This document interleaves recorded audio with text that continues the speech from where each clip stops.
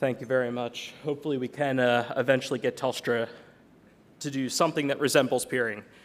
For those of you who I don't know and those of you who I have not met yet, my name is Chris Rogers, and I am one of the co-founders at More Peering. We are what some Americans like to call a startup in the interconnection space. We are currently working in Los Angeles, and I wanted to share a little bit of what I learned doing some market research as we were getting set up over the past year. So this is Reinventing the IX, or lessons that I learned and little things I picked up along the way as I was doing market research in the IX space. So who am I? It's a little complicated, but we're trying to condense things to one slide here. So I was born and raised American, and the past couple of years I've been living in the Netherlands. And that kind of puts an interesting spin on things here, because Americans like to have feelings. We have thoughts and feelings about pretty much everything that there can be. And the Dutch are very, very direct. And what you get when you put those two things together is a 2009 smash hit by the Flight of the Conchords called Hurt Feelings. It was number 37 on the charts in New Zealand and number 1 in our hearts forever. The good news is that I like peering, and that is a topic that tends to be fairly popular in places like this. I've been doing peering-related stuff for about 15 years now. Some of that has worked out well, some of it has not, and we're going to see how the next couple minutes go here. So I've spent most of my career trying to explain to my family what I do, and saying that you work with computers generally results in having people ask you to fix their printer, and I'm not very good at that. So after years and years of work, I have finally condensed this down to I work on the inter part of the internet. And that is thankfully what we're going to be discussing here this afternoon. So how did this whole thing start? Well, we've spent the last day and a half talking about networks, so thankfully we can leave that part out of this.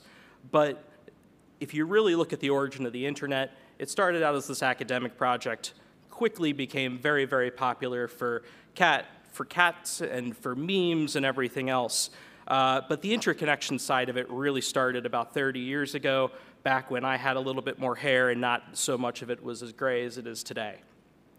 And really, what that means is that we started working on interconnection back when things weren't as good as they are today. And I will kind of put an asterisk on some of this. Most of the work that I have done has not necessarily been in Australia, and some of this does not apply quite to the same extent in the Asia-Pacific region or Africa or other places where things are still kind of developing as much as they have in North America and Europe. But 30 years ago, transit used to be really, really expensive. If you're buying a 10 gig transit port here today, you might be spending somewhere between 30 and 40 cents a meg. For what I'm used to paying in the States or in Europe, that number comes down a little bit. But 30 years ago, people were spending many, many dollars per meg. Sometimes that was over $10 a meg. Sometimes it was more depending on where you were buying. And the transit that you were buying generally wasn't that great. Peering between transit providers wasn't always necessarily as local as it is today. Sometimes you had to go to other neighboring cities to pick up peering, and traffic was kind of getting whipped all around and eventually got brought back to where you were. There were fewer carrier hotels. Interconnection looked and felt a little bit different back then. You used to be able to run your own cross connects, and that's not the type of thing where you go in the middle of the night and you pay someone to look the other way. Like, you could actually just go in with a spool of fiber, plug stuff in, and it was a great time. Internet exchanges looked and felt a little bit different. They weren't necessarily run as professionally as they are today. Things back then involved taking a hub, not even a switch, and you'd call up your friend and ask for a port. They tell you where to plug it in, go in, run your own cross-connect, set up some sessions, and everything was great.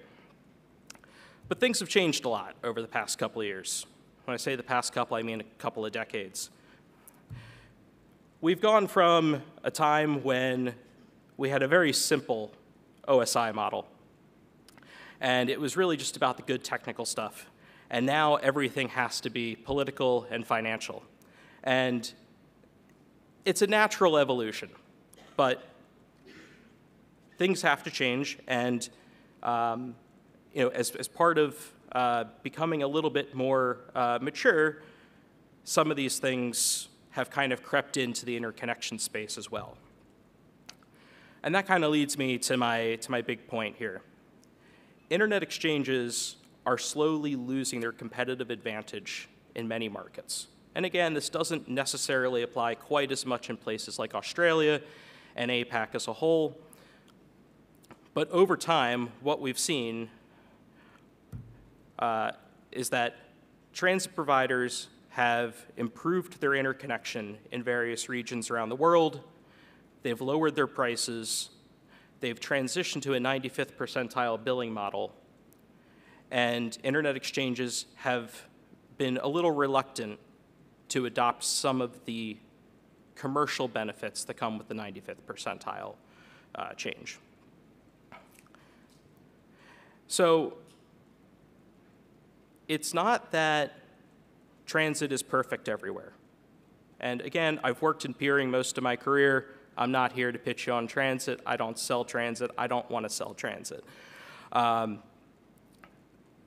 there are still many, many regions, and it's a growing list of regions, where transit is a highly effective service. And when you're able to buy things on a burstable model, and we're not buying circuit switched stuff anymore. Everything is packet switched these days. But the transit prices are continuing to come down. And with IXs having moved away from, and not everywhere, but in many major markets in North America and Europe and increasing elsewhere around the world, IXs are becoming more of a commercialized product. And the billing models haven't necessarily kept up with the same kind of community feeling that they once had. So the challenges that this gives us is that peering is rarely equal, is seen as equal between two networks. If I'm buying transit, if I'm buying 100 meg of transit, I'm probably paying a higher price per meg than those of you who are buying 100 gig of transit. So the peering is worth a lot more to me than it might be to you. And seeing so many networks paying flat rate for internet exchange ports, we're seeing some of the major content providers much more happy to swing traffic away from an IX when there's a sudden burst. And what that's doing is it's shifting the economic model here a little bit, because all of a sudden that burstable traffic that's costing them possibly pennies per meg, if that, is now costing me significantly more. And I'm also seeing a major shift in where my ingress is coming in. It's moving away from peering in some cases and onto transit that I might otherwise be expecting to not use as much of. And this really reduces the value in an internet exchange for all participants. So the challenge that I see internet exchanges as having is that they need to find new ways to bring that traffic back to the exchange. And my view is that this is a commercial problem, because if there were more flexible billing models, a lot of that traffic would organically come back. So this is kind of where I think a lot of the internet exchanges in North America and Europe are going, and we're seeing some of this start to drift in other markets as well, particularly around Singapore, especially lately. But commercial exchange operators are trying to find different ways to add value. And some of that is picking up and trying to help with providing transit. Some of it is providing essentially paid peering with major cloud providers or other content-heavy networks. And then we're also seeing some interesting stuff where some are choosing to provide time services. And the time service one is an interesting one because there's, generally speaking, two groups of consumers of time. There's the ones that are that care about time very significantly to the point where they have to do it themselves. And then there's others, much like myself. Time is a commodity for me. If I'm 2 or 3/10 of a second off from whatever the GPS calculated time is, I don't exactly care. So advertising the time when there's already a number of publicly available NTP servers on pretty much every major exchange is an interesting way to try to differentiate yourself commercially. And then we also have the numbers game. We have so many exchanges that love to talk about numbers. It's the number of ASNs connected. It's how much traffic they're doing. And these are all kind of distractions. How many of these hundreds of ASNs that are connected to an exchange is your network exchanging traffic with beyond just ARP and neighbor discovery? Don't get me wrong, there's plenty on there that you're probably going to use. But saying that an exchange is worth more than another purely because of the number of ASNs that's connected really is not the strongest argument. And then there's also the traffic levels. It's great that some exchanges are doing a terabit of traffic. But how much traffic are you able to use? It's not just about the total traffic. And also, there's a strong argument to make that a healthy internet exchange helps migrate any pair of networks that have a high amount of traffic. An internet exchange should help move that off the switching fabric and onto a PNI. So continuing to see just traffic growth and terabits a second of traffic isn't necessarily a good thing for the exchange. But where do we actually go? How do we fix these problems? How do we actually make an exchange worthwhile for networks that want to use it?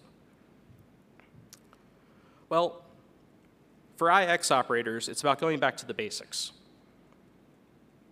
Internet exchanges are an interconnection service.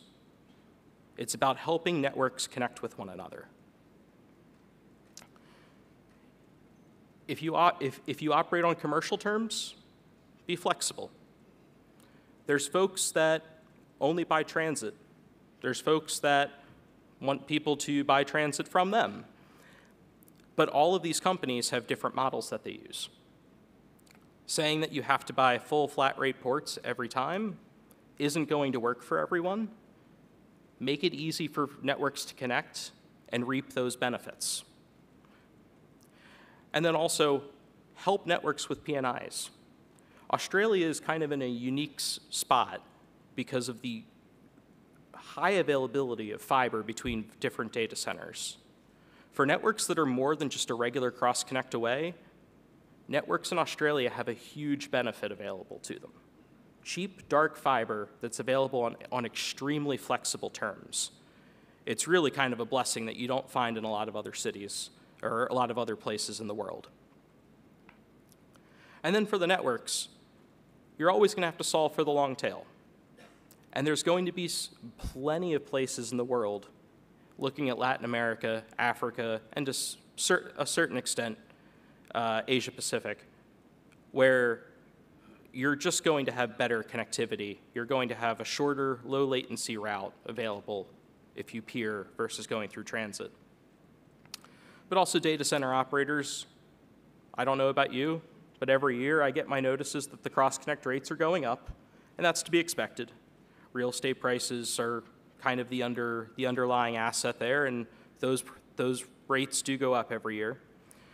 But as cross-connect rates go up and higher speed interconnect ports become available on commodity equipment, internet exchange ports get faster, and consolidation is good for all of that. And then also, there's a lot of us that are always so busy. And having a good, well-connected staff at an internet exchange is a great way to have introductions made to networks that are otherwise a little bit more difficult to reach. So with that, I'm happy to take any questions, or if there's any complaints, I'm happy to have you buy me a beer at the bar.